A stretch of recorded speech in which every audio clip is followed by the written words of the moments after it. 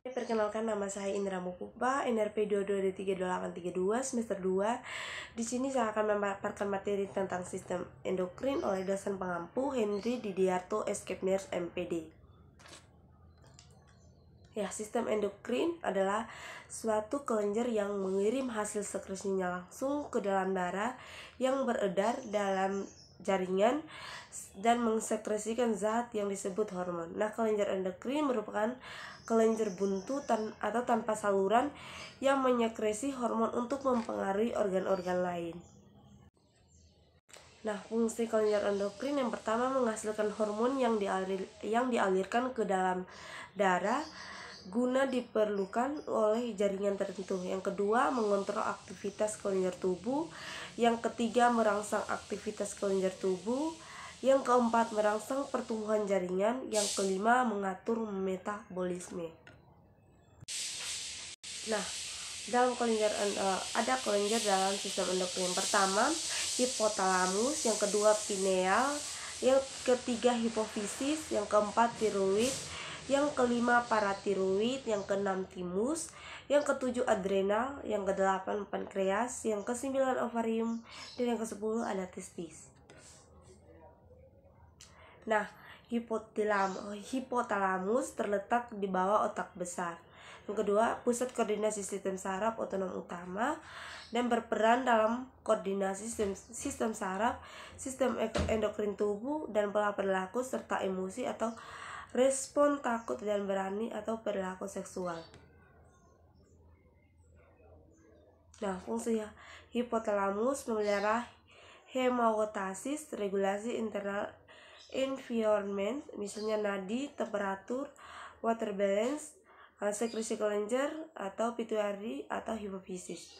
Yang kedua, mengontrol suhu tubuh, rasa haus dan pengeluaran urin, lapar dan kenyang, sekresi hormon-hormon hipofisis anterior, menghasilkan hormon-hormon hipofisis posterior, kontraksi uterus dan pengeluaran ASI.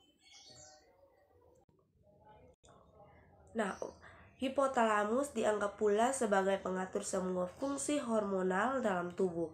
Hal ini karena hipotalamus bekerja sama dengan kelenjar hipofisis atau pituitari dalam menjaga peran berbagai kelenjar penghasil hormon di tubuh seperti kelenjar tiroid, ovarium, atau testis. Nah, hipotalamus menghasilkan beberapa jenis hormon yang disekresikan langsung ke hipofisis. Nah, beberapa jenis hormon yang disekresikan oleh hipofisis yang dihasilkan oleh sel-sel hipotalamus. Pertama ada ADH, kedua ada TSA, dan ketiga ada oksitosin. Nah, hormon-hormon hipotalamus. Nah, beberapa jenis hormon yang dihasilkan oleh hipotalamus yaitu pertama, hormon antidiuretik. Hormon ini berfungsi untuk mengatur keseimbangan kadar air dalam tubuh, termasuk volume darah, yang pada akhirnya memengaruhi tekanan darah. Yang kedua, hormon oksitosin. Hormon oksitosin mempengaruhi sistem reproduksi seperti proses persalinan, gairah seksual maupun ejakulasi. Nah, hormon ini juga mengendalikan berbagai perilaku dan emosi manusia, seperti mengurangi rasa cemas serta membangun ikatan emosional antara ibu dan bayi dalam proses menyusui. Nah, ketiga ada hormon somatostatin. Hormon ini berperan dalam menghambat kelenjar hipofisis atau pituitari untuk menghasilkan hormon tertentu seperti hormon pertumbuhan dan TSA atau thyroid stimulating hormon. Nah, keempat ada hormon pelepas hormon pertumbuhan. Hormon dengan istilah growth hormone releasing hormone atau GHRH ini berperan dalam memicu kelenjar hipofisis atau pituitari untuk menghasilkan hormon pertumbuhan yang mempengaruhi tumbuh kembang anak serta metabolisme karbohidrat dan lemak dalam tubuh. Nah, ketiga, yang kelima ada hormon pelepas gonadotropin. Hormon dengan istilah gonadotropin releasing hormone atau GnRH ini bekerja dengan merangsang pelepasan hormon yang berhubungan dengan fungsi reproduksi seperti proses menstruasi dan pematangan organ seksual, terutama pada masa pubertas. Yang keenam ada hormon pelepas kortikotropin.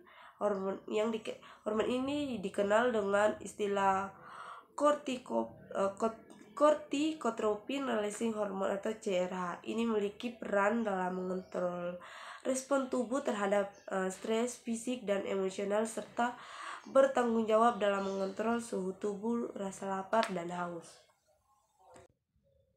Yang ketujuh ada hormon pelepas tirotropin. Nah, hormon ini dengan sebutan tirotropin releasing hormone atau TRH. Ini lebih berperan dalam merangsang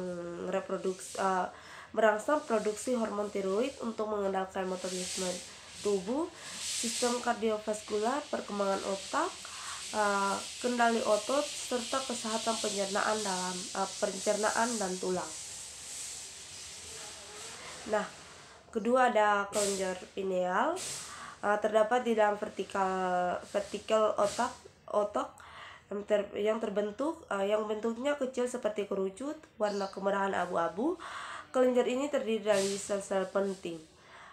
Sel-sel penting pinealosit yang disokong oleh sel-sel glia. Kelenjar pineal memiliki beberapa fungsi penting, termasuk sekresi hormon melatonin. Oke, sekian dan terima kasih. Sampai jumpa.